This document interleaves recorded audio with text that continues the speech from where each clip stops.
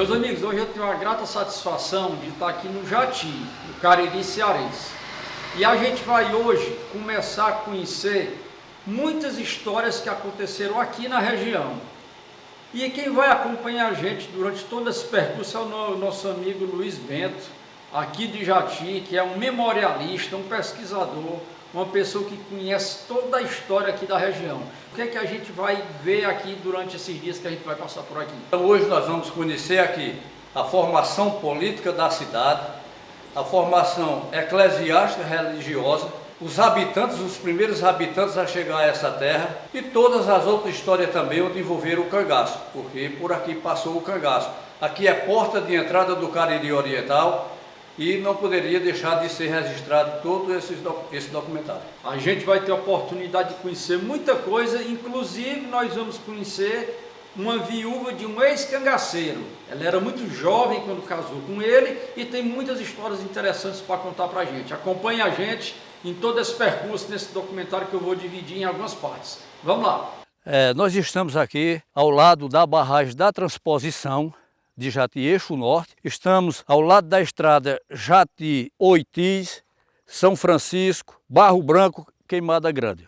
O que aconteceu nessa estrada? E nesse local onde estamos vendo essa cruz. Essa cruz do cangaceiro negro João Calango. Esse cangaceiro era do grupo de Antônio Quelé de Carvalho, lá no sítio Santo André. Era a época de Macapá e não hoje Jati. E nesse período, esses cangaceiros procuraram muito o distrito Macapá. E lá era local de baderna. Eles bebiam muito, eles desacatavam a população distrital. A violência era grande devido ao destacamento ser tão pouco. Esse cangaceiro, que não se deve confundir ele com outro cangaceiro, negro João Calango, da mesma época. Porque o outro negro João Calango era João de Senhorinha, lá de Milagres. E esse é João Calango, pertencente ao grupo de Antônio Quelé. Então esse acontecido, 22 de novembro de 1810, ele foi assassinado pelos próprios companheiros. Ele era um cangaceiro alcoólatra, no domínio da bebida ele provocava os companheiros, eles mesmos mataram ele aqui no Alto do Santana, que nessa época chamava aqui Ladeira do Santana. Eles perturbavam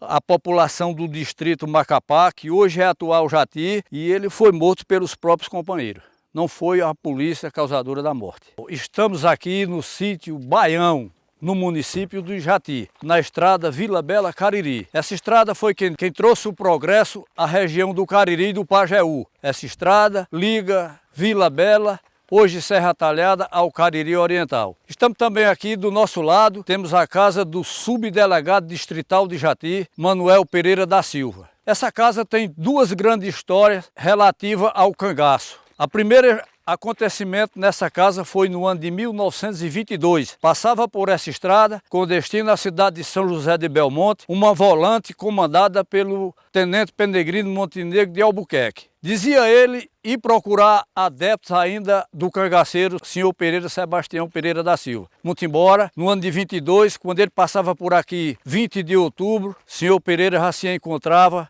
nos confins lá de Goiás. Não sei o que aconteceu, se ele não tirou proveito de passagem até São José do Belmonte, de volta ao Ceará, ele saqueou essa casa. A casa de Dona Glória. Se encontrava em casa só ela e dois filhos de menor. Então ele saqueou essa casa, um comandante de uma volante. Então fica aqui a conclusão, que todo mundo entenda, que também não só os cangaceiros saqueavam a casa do cidadão, como também as volantes. Outro grande acontecido dessa casa é que Lampião, no dia 1º de março do ano de 1926, pernoitou aqui nessa casa. O dono dessa residência aqui é primo legítimo de senhor Pereira. E ele chegou aqui, foi bem acolhido, bem recebido, pernoitou aqui juntamente a 49 cangaceiros, se dividiram na hora da dormida, um pé de quixabeira aí, uma certa parte do grupo ficou nesse pé de quixabeira, a outra na casa de farinha, e acredito eu que o Estado-Maior do Cangaço, Lampião, Antônio Ferreira, Luiz Pedro e Sabino tenha dormido na casa do casal. No outro dia, muito cedo, se deslocaram até o distrito Macapá, que fica a 9 quilômetros. Essa casa, pessoal, já é uma casa secular.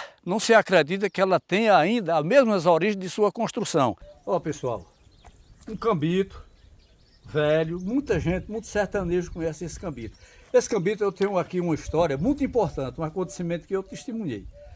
Nós se encontrava lá no Jati, lá para os anos 74, 75, e uma bebedeira ali de amigo, e surgiu uma discussão, uma época de política e de governador do estado, e surgiu uma discussão. Uma pessoa disse que os bezerros eram ricos, era prepotente, era dono de banco, era dono disso e dono daquilo. Um cidadão que era pernambucano levantou e disse: você é besta, rapaz.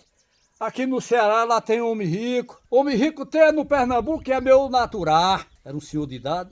Aí, olhe, seu besta, lá no Pernambuco tem dono de engenho, que tem mil burros só transportando cana-de-açúcar para os engenhos. Aí o que estava discutindo com ele disse: seu fulano, o senhor disse que lá no Pernambuco tem homem rico, que tem até mil burros transportando cana para os engenhos.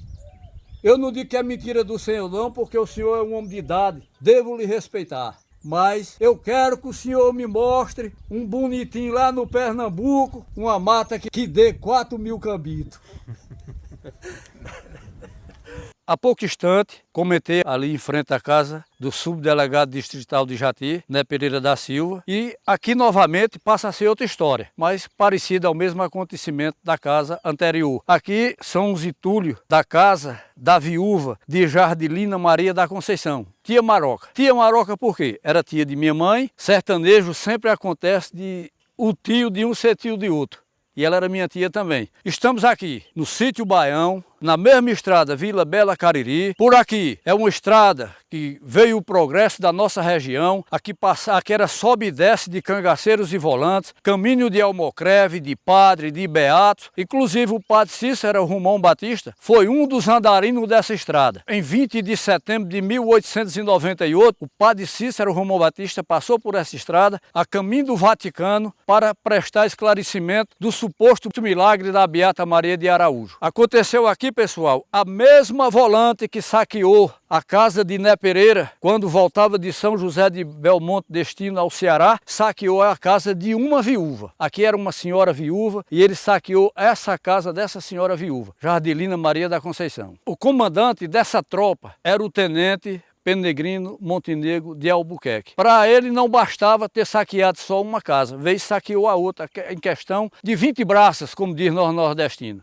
que é o que separa uma da outra. Luiz, os motivos que levaram o comandante a fazer isso, você sabe? Olha, eu acredito que foi uma missão mal sucedida dele a caminho de Belmonte, a procurar adeptos de senhor Pereira, onde não se encontrava mais na região, deve ter voltado ao Ceará revoltado com a missão de nada ter conseguido e desabafou nas pessoas, porque essa senhora aqui era uma viúva, não era coiteira. E no ano de 22, Lampião ainda não tinha adentrado aqui por essa região nossa.